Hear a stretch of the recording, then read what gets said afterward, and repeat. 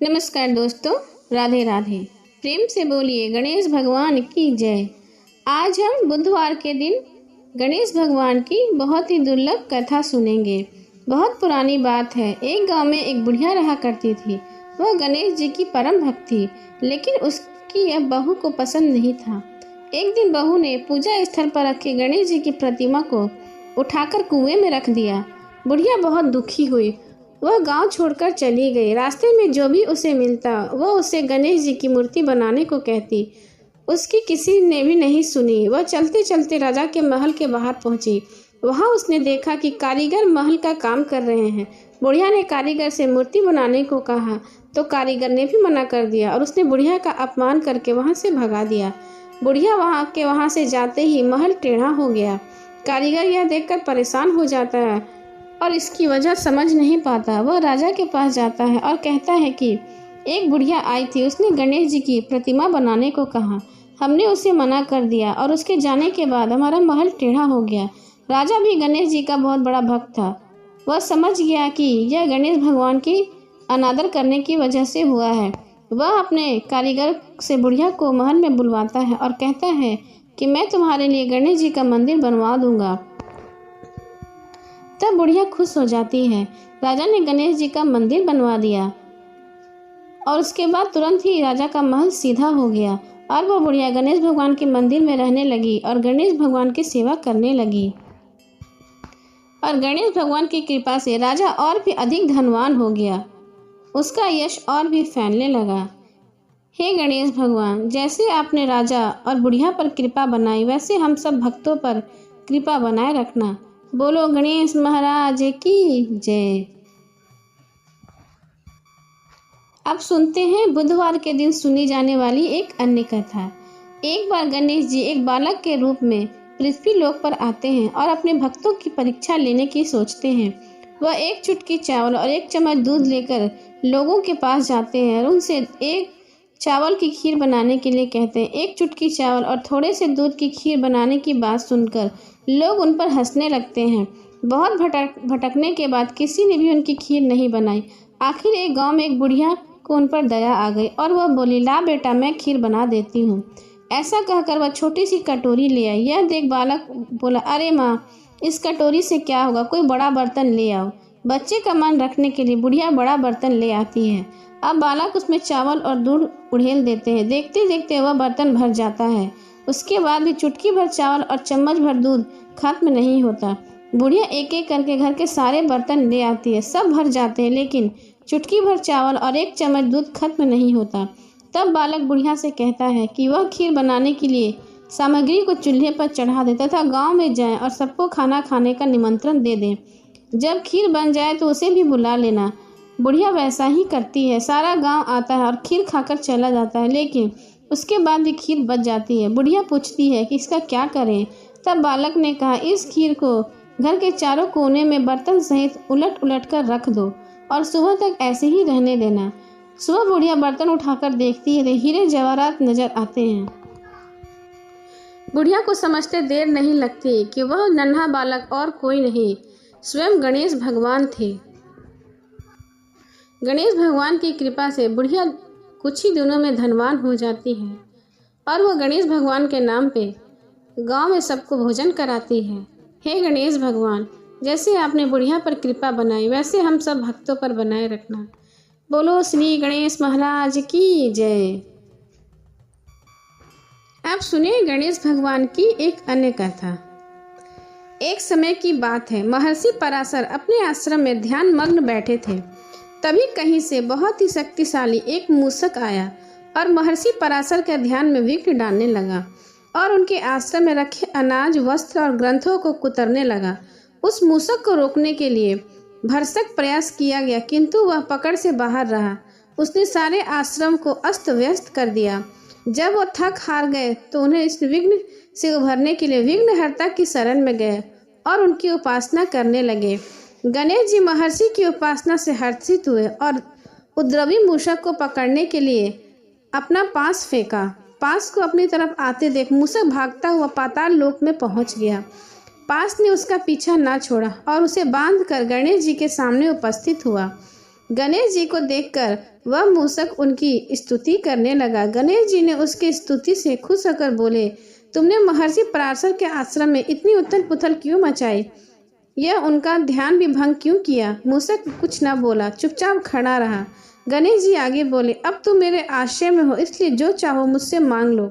गणेश जी के मुख से ऐसे वचन निकले तो मूषक का घमंड उत्पन्न हुआ और वह बड़े गर्व से गणेश जी को बोला, मुझे आपसे कुछ नहीं चाहिए। हाँ, अगर आप चाहें तो मुझसे कुछ मांग सकते हैं।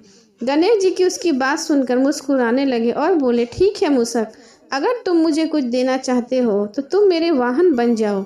उसी पल मूषक गणेश जी का वाहन बन गया। लेकिन जैसे ही गणेश जी मूषक पर पहली सवारी की तो गणेश जी भी भारी भरकम देह से वह दबने लगा। मूषक का घमंड चूर चूर हो गया और वह गणेश जी से बोला, हे गणपति बप्पा, आप मुझे माफ कर दे। आपके जैसे वजन से मैं दबा जा रहा हूँ।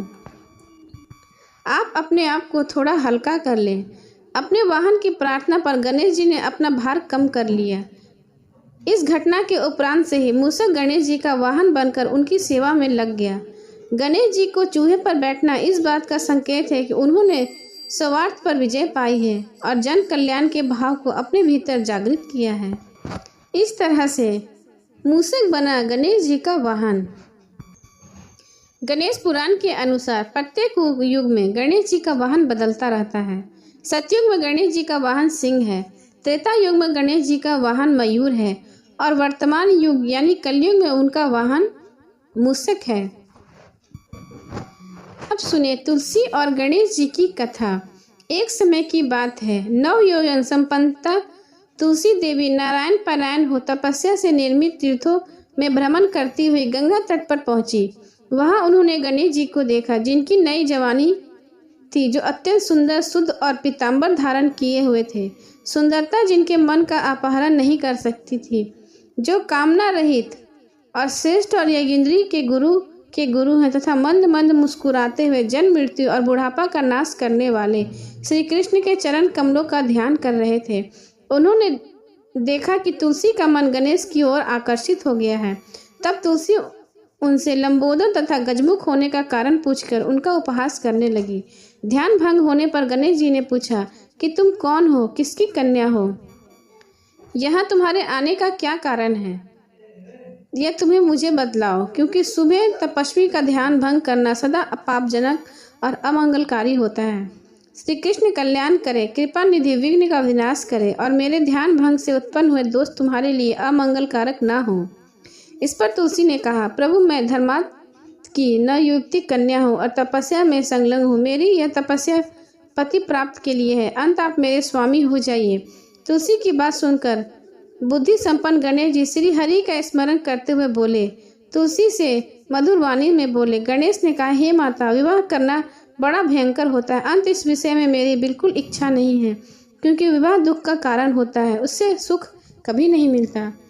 यह हरि भक्ति का तपस्या का नाश कारण है, मोक्ष द्वार का ही किवाड़ है, भव बंधन की रस्सी, गर्भवास कारक, सदा तत्व ज्ञान का छेदक और संशयों का उद्गम स्थान है। इसलिए महाभागे मेरी ओर से मन लौटा लो और किसी अन्य की पति की तलाश तुम करो। गणेश जी के ऐसे वचन सुनकर तुलसी जी को क्रोध आ गया। तब वो साध्वी गणेश को श्राप देती हुई बोली, तुम्हारा विवाह होगा। यह सुनकर गणेश ने भी तुलसी को श्राप दिया, तुम निस्संदेह असुर द्वारा ग्रस्त हो जाओगी, तत्पश्चात महापुरुषों के श्राप से तुम वृक्ष हो जाओगी। गणेश इतना कहकर चुप हो गए। उस श्राप को सुनकर तुलसी ने फिर सुश्रेष्ठ गणेश की स्तुति की। तब प्रसन्न होकर गणेश ने तुलसी से कहा, गणेश भगवान बोले, तुम पुष्पों की सारभूता होगी और कलांश में स्वयं नारायण की प्रिया बनोगी। महाभागे, यह तो सभी देवता तुमसे प्रेम करेंगे, परंतु श्री कृष्ण के लिए तुम विशेष प्रिय रहोगी। तुम्हारे द्वार किए गए पूजा मनुष्य के लिए मुक्तिदायिनी होगी और मेरे लिए सर्वदा तुम तयाज रहोगी। तुलसी से यूं कहकर गणेश जी पुनः तप करने चले गए। वे श्री हरि की आराधना में लीन होकर बद्रीनाथ के सन्निकट गए। इधर तुलसी देवी दुखित हृदय से पुष्कर में जा पहुंची और निराधार रहकर वह दीर्घकालिक तपस्या में लगन हो गई। तत्पश्चात गणेश जी के श्राप से वो चिरकाल तक शंखचूड़ की प्रिय पत्नी बनी। तदुपरांत असुर राज शंखचूड़ की शंकर जी के साथ त्रिशूल से मृत्यु हो प्राप्त हुआ। तब नारायण प्रिय तुलसी कलांश से वृक्ष भाव को प्राप्त हो गई। गणेश जी के श्राप के कारण ही तुलसी माता वृक्ष बनी और वही तुलसी का वृक्ष आज घर घर में पूजा जाता है। सभी देवी देवता से पहले तुलसी माता की पूजा होती है। तुलसी माता के बिना किसी भी भगवान को भोग नहीं लगता। प्रेम से बोले गणेश भगवान की जय। अब सुने गणेश भगवान की आरती। सुकरता दुखहरता वार्ता विघ्नाची, निर्वे पूर्वे प्रेम कृपा जय आची। सर्वांग सुंदर उठ सिंदूराची, कंठी झलके माल मुक्ता फैलाची।